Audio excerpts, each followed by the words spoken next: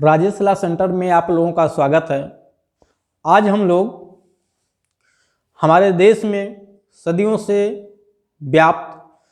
सामाजिक बुराई को समाप्त करने के लिए बनाया गया देश का सबसे महत्वपूर्ण एवं कठोर कानूनों में से एक अनुसूचित जाति एवं जनजाति अत्याचार निवारण अधिनियम 1989 के तहत अपराध होने पर पीड़ित को जो धनराशि दिलाई जाती है, जो राहत राशि दिलाई जाती है, वो राहत राशि कितना और किन अपराधों में दिलाई जाती है, वो राहत राशि के अतिरिक्त और क्या क्या उपचार दिलाया जाता है, उसके बारे में हम लोग अध्ययन करेंगे। इस वीडियो में मैं उन सभी का उल्लेख करूंगा, उन सभी अपराधों का उल्लेख करूंगा, उनके लिए राहत राशियों का उल्लेख करूंगा। राहत राशि जो होती है एक मुफ्त में नहीं मिलती है, यानी एक किस्त में नहीं दिया जाता है, ये 2 से 3 किस्तों में प्रदान किया जाता है। राहत राशि में कैश पैसा दिया जाता है। घर के किसी परिजन की मृत्यु वगैरह की दशा में विधवा को पेंशन देने की भी व्यवस्था की गई है। बच्चों के पढ़ाई के खर्चे की भी बात की गई है कि बच्चों की पढ़ाई भी की जाएगी। विधवा को एक निश्चित रकम जब तक वो जीवित रहती है उसे पेंशन दिया जाएगा। तो इन सभी का उल्लेख मैं इस वीडियो के माध्यम से करूंगा। अगर घर जला दिया गया है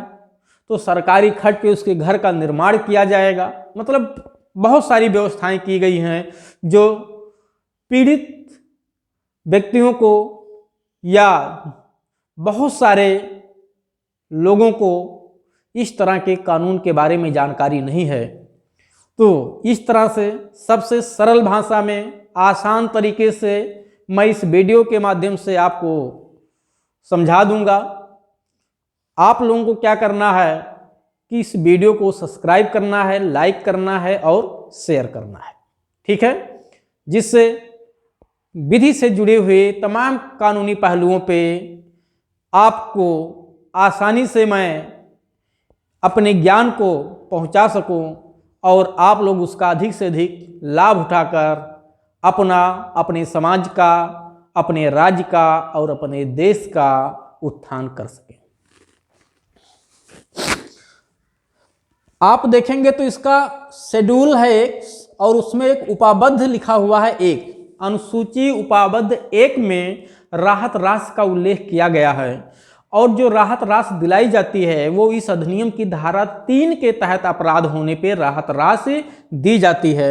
मैं इस बोर्ड पे सब लिखना संभव नहीं है, ठीक है, बहुत ज़्यादा चीज़ें बताई गई हैं, तो मैं आप लोगों को बोल के बता देता हूँ। जब धारा 3(1) का के तहत, ठीक है, 3(1)(a) का मुकदमा दर्ज होता है जिसमें कोई अखाद्य या घृणाजनक पदार्थ, ठीक है, अनुसूचित जाति या जनजाति के मुख में रखा जाता है, तब ऐसे व्यक्ति को, पीड़ित को 1 लाख रुपए तक दिया जाता है। जो राहत राशि है ये 1 लाख कम से कम है, इससे ज़्यादा सरकार दे सकती है, 1 लाख से कम नहीं होगा। मैं जितने मोटा रकम बताऊंगा वो सब मिनिमम रकम है, उससे कम नहीं होगा। 1 लाख रुपया दिलाया जाता है, ठीक है। तो चाहे अखाद्य या घृणाजनक पदार्थ मुंह में रखा जाए, यानी धारा 3(1) का यानी 3(1)(a) का मुकदमा दर्ज हो, 3(1)(b) का मुकदमा दर्ज हो। 1B में है मल मूत्र, मल, पशु शव या कोई अन्य घृणाजनक पदार्थ इकट्ठा करना, उसे घर के आसपास में अपमानित करने के लिए, उसे क्षति करना, अपमानित करना, क्षुब्ध करने के आशय से मल मूत्र, कूड़ा, पशु शव इकट्ठा करना, ठीक है। जूतों की माला पहनाना, उसे नग्न करके, ठीक है, चाहे अर्ध रूप से या पूर्ण रूप से उसे घुमाना, ठीक है, बलपूर्वक ऐसा कार्य करना जैसे कपड़ा उतारना, बलपूर्वक उसका सिर का मुंडन कराना, मूछें हटाना, चेहरा या शरीर को पोतना, ठीक है। यानी धारा 3(1)(a), 3(1)(b), 3(1)(c), 3(1)(d और 3(1)(e) के तहत जब मुकदमा दर्ज होता है, यानी का, खा, गा, घा, अंगा के तहत जब मुकदमा दर्ज होता है धारा 3 के, तब पीड़ित को 1 लाख रुपए तक के मिनिमम राशि दिलाई जाती है और ये FIR दर्ज होने पे 1 लाख का 10% तुरंत, उसके बाद जब एफआईआर में चार्जशीट पेश की जाती है तब 25% दिलाया जाएगा, और ठीक है उसके बाद आरोप पत्र न्यायालय में जब भेजा जाता है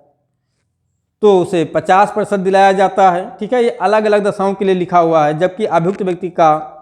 ठीक है, मतलब थोड़ा सा कुछ चीज़ें अलग अलग लिखे हैं जो मैं बहुत ज़्यादा अगर बताऊंगा तो आप लोग कंफ्यूज हो जाएंगे। मोटा मोटा समझिए आप, 1,00,000 रुपया धारा 31A B C D के तहत अपराध होने पे दिलाया जाता है। ये 1,00,000 रुपया अलग अलग किस्तों में होता है, कुछ FIR दर्ज होने पे, कुछ चार्जशीट पेश होने पे, कुछ कन्विक्शन होने पे। इसके अलावा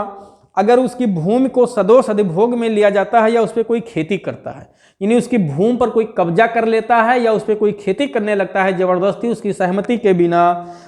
और उसके भूमि पर, ठीक है, सदोष कब्जा रखता है या उसके घर पे कब्जा कर ले या कहीं उसकी बाउंड्री वगैरह है उस पर कब्जा कर लेता है या उसमें कोई हस्तक्षेप करता है, तो ऐसी स्थिति में पीड़ित को 1,00,000 रुपये तक दिलाया जाता है। ठीक है, उसके बाद है, अगर धारा 31H के तहत मुकदमा दर्ज होता है, उसे जबरदस्ती काम किया जाता है, काम करा के उसे पैसा उसे नहीं दिया जाता है, ठीक है, उसे बंधुआ मजदूर बना लिया जाता है, तब पीड़ित को 1,00,000 रुपये तक दर्ज दिलाए जाने का प्रावधान किया गया है प्रथम सूचना रिपोर्ट दर्ज होने पे। ठीक, इसी तरह से मानव या पशु शवों की अंत्येष्टि या ले जाने या कब्र को खोदने के लिए विवश करना उसे, ठीक है, जब धारा 31I के तहत मुकदमा दर्ज होता है तब उसे वही 1,00,000 रुपये तक दिलाया जा सकता है। ठीक है, जब उस पर अनुसूचित जाति या जनजाति के सदस्य को हाथ से सफाई करवाना, ठीक है, तब भी 1,00,000 रुपये तक दिलवाए जाने की बात की गई है। जब इस जाति के किसी महिला को देवदासी के रूप में कार्य करने के लिए विवश किया जाता है, यानी किसी मंदिरों में सौंपा जाता है, देवदासी बनाया जाता है, ठीक है, इसको मैं पहले भी दूसरे वीडियो में अच्छे से बताया था, तब भी 1,00,000 रुपये तक दिलाए जाने की व्यवस्था की गई है। यानी जब धारा 31K के तहत मुकदमा दर्ज होता है और जब मतदान करने या नाम निर्देशन फाइल से निवारित करने, यानी नाम नामांकन न करने से उन्हें रोका जाता है, यानी धारा 31L के तहत मुकदमा दर्ज होता है, तब 50,000 रुपये तक दिलवाए जाने की बात की गई है। इसमें अगर वो प्रधान है, शहरों में सभासद वगैरह है और उससे जबरदस्ती काम करने के लिए, गलत कार्य करने के लिए विवश किया जाता है, बाध्य किया जाता है, उस पर, ठीक है, वोट डालने से उसे रोका जाता है, तो भी वो 50,000 रुपये तक दिलाए जाने की बात की गई है। मिथ्या या दोषपूर्ण या तंग करने वाली कोई विधिक कार्रवाई नहीं, कोई फर्जी केस में उसे फंसाया जाता है, फर्जी उस पर FIR दर्ज करवाया जाता है, तो ऐसी स्थिति में 50,000 रुपये तक दिए जाने की व्यवस्था की गई है। ठीक है, कोई फर्जी सूचना SC ST के खिलाफ दे दी जाती है जिससे वो परेशान हो, तब भी वो 1,00,000 रुपये तक दिलाए जाने की बात की गई है। लोक दृष्टि में आने वाली किसी स्थान पर उसका सासे अपमान करना, यानी पब्लिक प्लेस पे गाली गलौज करना, ठीक है, अपमानित करना, उसे धमकी देना, ये व्यवहार में बहुत यूज होता है धारा, ठीक है, धारा 31R, ठीक है, 31R के तहत जब मुकदमा दर्ज होता है तब पीड़ित को 1,00,000 रुपया दिए जाने का प्रावधान किया गया है। प्रथम सूचना रिपोर्ट दर्ज होने पे 25%, शेष चार्जशीट पेश किए जाने पे, ठीक है, और कुछ जो है कन्विक्शन होने पे 25% है। चार्जशीट पेश होने पे 50, कन्विक्शन पे 25% रकम दिलाया जाता है।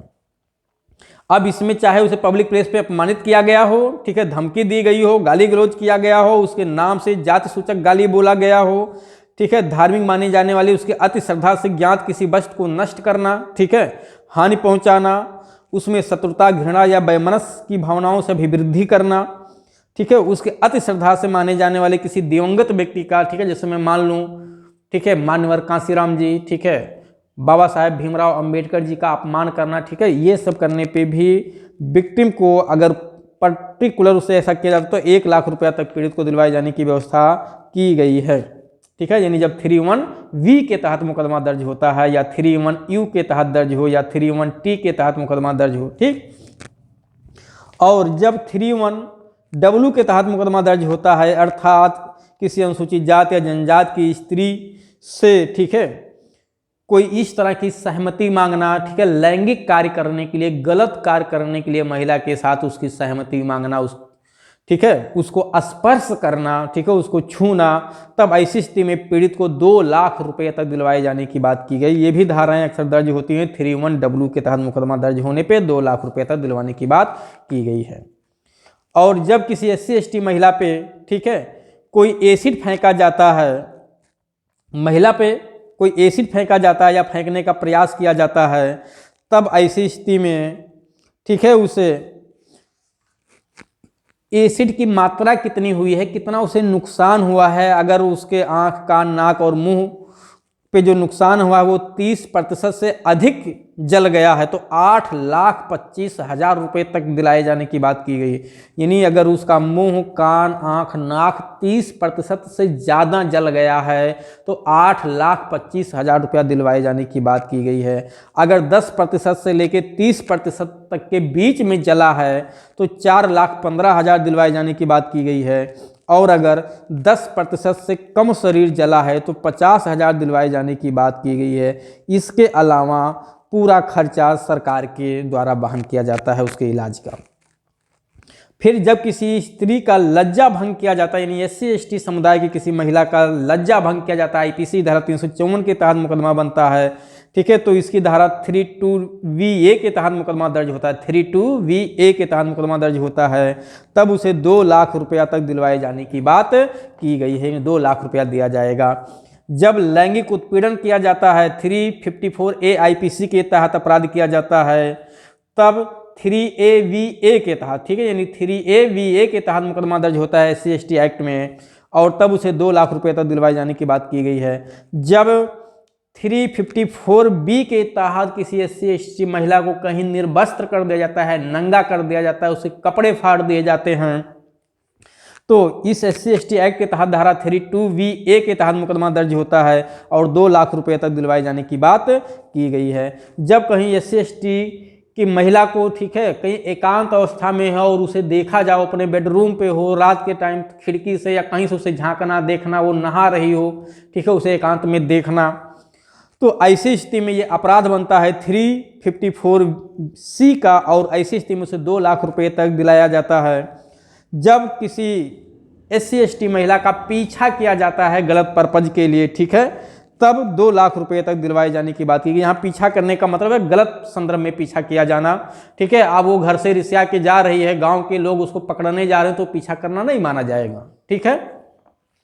SC/ST की महिला कहीं जा रही है, आप भी उसके पीछे पीछे जा रहे हैं, भाई रोड है तो या तो आप बगल से जाएंगे, या तो आगे से जाएंगे, या तो पीछे से जाएंगे, तो वो पीछा करना नहीं माना जाएगा, ठीक है। यहाँ पीछा करने का मतलब है कि गलत संदर्भ में, ठीक है, उससे उसका शारीरिक शोषण के लिए उसका पीछा किया जा रहा हो, तब IPC की धारा 354B के तहत मुकदमा दर्ज होता है और इस एक्ट की धारा 32VA के तहत मुकदमा दर्ज होगा, और ऐसी स्थिति में पीड़ित को 2 लाख रुपये तक दिलवाए जाने की बात की गई है। जब SC/ST की महिला, ध्यान दीजिए कि यहाँ पे कोई अनुसूचित जाति का ही व्यक्ति वही अत्याचार करता है, यानी कोई SC/ST की महिला, उसका ही पति जुडिशियल सेपरेशन के तहत अलग रह रहा हो, न्यायिक पृथक्करण के दौरान अलग रह रहा हो, और अलग रहने के दौरान जो है शारीरिक संबंध बनाने का छूट नहीं रह जाता है। ऐसी स्थिति में अगर वो अलग रहते हुए उसकी सहमति के बिना शारीरिक संबंध बनाता है तो ये अपराध होता है और महिला को 2 लाख रुपये तक दिलाए जाने की बात की गई है, ठीक है, धारा 32VA के तहत मुकदमा दर्ज होने पे। जब 376C IPC के तहत मुकदमा दर्ज होता है, यानी प्राधिकार में किसी व्यक्ति का मैथुन, ठीक है, यानी SC/ST महिला के साथ किसी पब्लिक प्लेस पे, चाहे वो स्कूल हो, कॉलेज हो, हॉस्पिटल हो, ठीक है, कोई मनोरंजन का स्थल हो, कोई ऑफिस हो, कहीं पे भी, ठीक है, या उसके घर के लोगों द्वारा, उसके माता, उसके पिता द्वारा, ठीक है, उसके रिश्तेदारों द्वारा, उसके भाइयों द्वारा, इस तरह से उसके साथ उसकी सहमति से संबंध बनाया जाता है, ठीक है, यानी प्राधिकार में, ठीक है, सॉरी हम माता पिता भी आ जाएंगे, ठीक है, उसकी सहमति से संबंध बनाया जाता है तो इसे मैथुन माना, यानी प्राधिकार में आप महिला की सहमति से संबंध नहीं बना सकते हैं, ठीक है। ऐसे स्थानों पे, कौन से स्थान, ठीक है, वह स्थान जो पब्लिक प्लेस हो, ठीक है, कोई भी पब्लिक प्लेस, चाहे वो हॉस्पिटल हो, जेल हो, पुलिस स्टेशन हो, स्कूल हो, कोई ये आपका दुकान वगैरह हो कहीं पे, तो इन सब जगहों पे आप उसकी सहमति से भी संबंध नहीं बना सकते। हाँ, इसमें माता पिता, ठीक है, भाई बहन, ये सब नहीं आएंगे, ठीक है, ये सब अलग धारा में आते हैं। तो इनके द्वारा अगर सहमति से भी संबंध बनाया जाए तो इसे भी अपराध माना गया है, मैथुन कहा जाता है। और ऐसी स्थिति में पीड़ित को 4 लाख रुपया दिलवाने की बात की गई है, जब धारा 32VA के तहत मुकदमा दर्ज होता है। इस तरह के अपराध जो आईपीसी में जोड़े गए हैं वो 1983 में संशोधन करके जोड़ा गया था, तुकाराम बनाम महाराष्ट्र के केस से, ठीक है। फिर आते हैं हम लोग धारा 509। जब धारा 509 आईपीसी के तहत कोई अपराध किया गया हो महिला के साथ, यानी उस पर कोई कमेंट किया गया हो टारगेट करके महिला के साथ, आई टीजिंग, ठीक है, जिसको आंख मारना कहते हैं, या इस तरह का अपराध, या उसको टारगेट करके कुछ बोलना उसे, ठीक है, अंग विक्षेप करना, कोई इशारा करना, तो आईपीसी धारा 509 का अपराध होता है। और SC/ST एक्ट के तहत 332VA के तहत भी मुकदमा दर्ज होगा, यानी आईपीसी धारा 509 प्लस SC/ST की धारा 32VA के तहत मुकदमा दर्ज होगा। ऐसी स्थिति में पीड़ित को 2 लाख रुपए दिलाए जाएगा। जब किसी SC/ST के लिए कोई जल दूषित किया जाता है, गंदा कर दिया जाता है, जिससे वो उसका उपभोग ना कर सके, तो SC/ST की धारा 31X के तहत मुकदमा दर्ज होता है। और उसकी पानी को पहले तो सफाई कराया जाता है, 2 लाख रुपया दिलवाया जाएगा। जो पानी गंदा हुआ वो सब साफ कराया जाता है, ठीक है।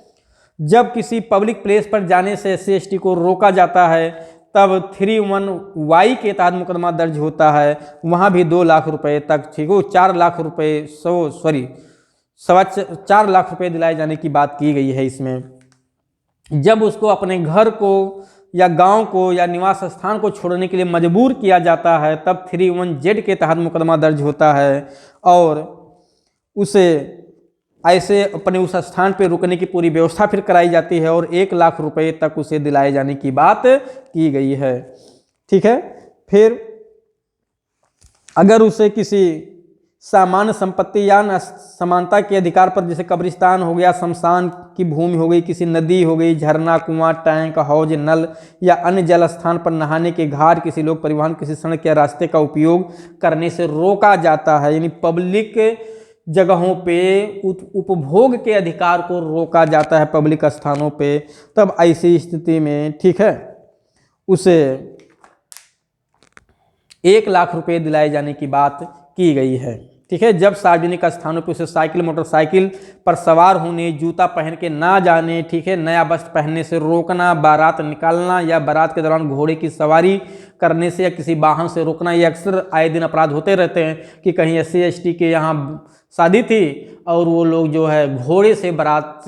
बाराती जो है वो दूल्हा घोड़े से जा रहा था, गाड़ी से जा रहा था, उसको घोड़े से जाने से रोक दिया गया, उसकी शोभा यात्रा को निकालने से रोक दिया गया। वो नया कपड़ा लोग पहने हुए थे, नया कपड़ा पहनने से रोक दिया गया, जूता नया पहने थे, इसको भी पहनने से रोक दिया गया। तो ये अपराध होता है धारा 31ZA के तहत SC/ST एक्ट में। और ऐसी स्थिति में ऐसे व्यक्ति को वहाँ प्रशासन जाने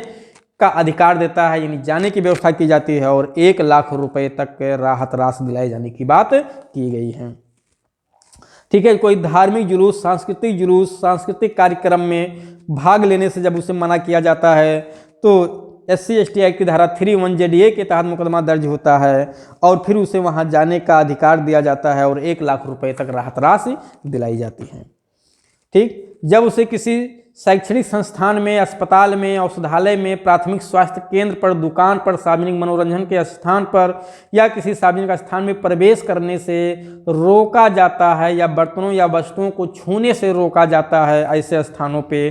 तब SC/ST एक्ट की धारा 31ZA के तहत मुकदमा दर्ज होता है, और उसे वहां जाने का राइट दिया जाता है, ठीक है, बाधाओं को रोका जाता है, और 1 लाख रुपया तक दिलवाए जाने की बात की गई है, ठीक है। जब उसको ऐसे पब्लिक प्लेसों पे व्यापार करने, कारोबार करने से, दुकान खोलने से रोका जाता है, मना किया जाता है, बाधा कारित किया जाता है, तब वो SC/ST एक्ट की धारा 31ZA के तहत मुकदमा दर्ज होता है, ठीक है, 31ZAE के तहत मुकदमा दर्ज होता है, और उसे 1 लाख रुपए तक अनुतोष के रूप में दिलाए जाने की बात की गई है। जब किसी SC/ST कि महिलाओं को डायन कहा जाता है, उन पे जादू टोना करने का आरोप लगाया जाता है, तब भी SC/ST एक्ट के तहत अपराध होता है, क्योंकि उससे अगर उनसे शारीरिक क्षति होती है या मानसिक अपहानि होती है, ठीक है, तो SC/ST एक्ट की धारा 3(1)ZB के तहत मुकदमा दर्ज होगा और 1 लाख रुपए तक दिलाए जाने की बात की गई है। क्योंकि आप SC/ST महिला को डायन या जादू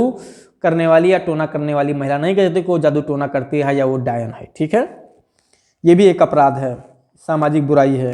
सामाजिक या आर्थिक बहिष्कार अधिरूपित करना, यानी सामाजिक या आर्थिक बहिष्कार कर देना उसका या धमकी देना, ये भी 3(1)ZC का मुकदमा बनता है। और ऐसी स्थिति में ठीक है 1 लाख रुपए तक दिलाए जाने की व्यवस्था की गई है। जब कोई मिथ्या साक्ष्य दिया जाता है, किसी SC/ST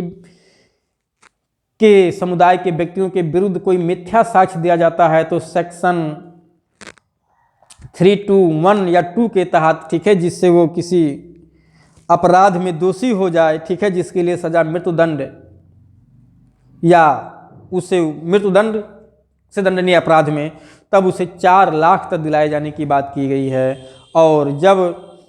10 वर्ष या उससे अधिक के कारावास से दंडनीय किसी अपराध में मिथ्या साक्ष्य दिया जाता है, ठीक है, यानी SC/ST के खिलाफ कोई मिथ्या साक्ष्य इसलिए दिया जा रहा है कि वो 10 वर्ष या उससे अधिक के कारावास से दंडनीय अपराध में दोषी हो जाए,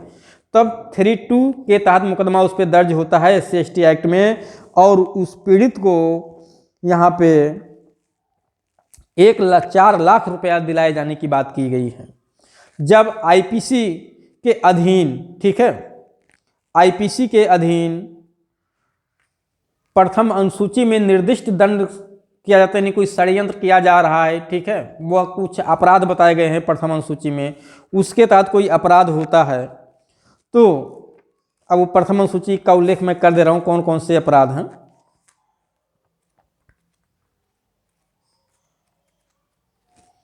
हाँ, आपराधिक षड्यंत्र करना, ठीक है, SC/ST के विरुद्ध कोई आपराधिक षड्यंत्र करना, विधि विरुद्ध जमाव करना, विधि विरुद्ध जमाव का सदस्य होना, विधि विरुद्ध जमाव को घातक आयुधों से सज्जित होना, ठीक है, बलवा करना, घोर उपाति करना, उसे मारना पीटना, ठीक है, और उस पे एसिड फेंकना, ठीक है, सदोष अवरोध कारित करना, लज्जा भंग करना, ये सब अपराध किए जाते हैं, अपहरण व्यपहरण किए जाते हैं, ठीक है। तो 3(2)VA के तहत जब मुकदमा दर्ज होता है तो 2 लाख रुपए तक दिलाए जाने की बात की गई है। और जब लोक सेवक के हाथों, ठीक है, लोक सेवक के हाथों पीड़ित करना, यानी victimisation at the hands of public servant, यानी जब लोक सेवक ही गलत किया हो, लोक सेवक ने अपने कर्तव्यों का भंग किया हो, मतलब 3(2) के तहत मुकदमा किया हो, लोक सेवक ने इस तरह के अपराध किए हों धारा 3 के तहत, तब पीड़ित को 2 लाख रुपया दिए जाने की बात की गई है, ठीक है। और अगर इसमें और भी व्यवस्था की जाती है, ठीक है, टूट फाट जाने पे उसकी व्यवस्था की गई है, क्योंकि अब मैं बहुत सारा डिटेल में तो सब कुछ आपको विस्तृत नहीं बता सकता, मोटा मोटा आपको बता दे रहा हूं। अगर आपको डिटेल में कोई जानकारी है तो आप, ठीक है, कमेंट बॉक्स में कमेंट करिए या आप पर्सनल नंबर पे मेरे कॉल करके आप संपर्क कर सकते हैं, आपको पूरी डिटेल में जानकारी दी जाएगी इसके बारे में, ठीक है। रेप वगैरह की दशा में लिखा हुआ है कि जब किसी महिला के साथ, यानी SC/ST महिला के साथ कोई रेप किया गया हो, सामूहिक रेप किया गया हो, दोबारा रेप किया गया हो, ठीक है, तब उसे 5 लाख रुपए तक दिए जाने की बात की गई है। सामूहिक रेप होने पे 8,25,000 दिए जाने की बात की गई है, अगर महिला की उम्र जो है 12 वर्ष से कम है, ठीक है, वो 16 वर्ष से कम आयु की महिला 376 घा के तहत अपराध हुआ है, 376 घा नहीं, मतलब सामूहिक अपराध हुआ है, किसी भी SC/ST महिला की किसी भी उम्र की हो, अगर उसके साथ सामूहिक रेप हुआ है तो 8,25,000 रुपया दिए जाने की बात की गई है, ठीक है। अब लेकिन ये अलग अलग स्तर पे होगा, अगर चिकित्सा जांच द्वारा, यानी मेडिकल रिपोर्ट द्वारा पुष्टि होने पे 50%, ठीक है, शुरुआती स्तर पे, चार्जशीट फाइल होने पे 25% और कन्विक्शन पे 25% दिलाया जाता है,